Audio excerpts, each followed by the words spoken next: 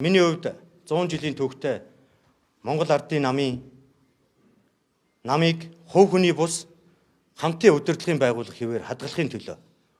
300 мянган гишүүнтэй Монгол Ардын намын иргэд сонгогчдынхаа өмнө амласан том амлалтыг биелүүлэхийн төлөө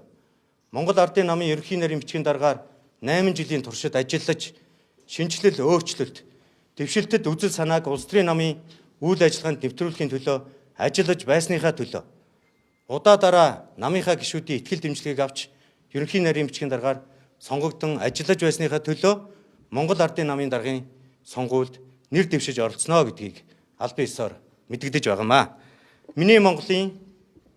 мөнх хөх тэнгэр, миний Монголын хөгжил дэвшил мөнхөд мандран бодох болтугай. Баярлалаа та бүхэнд.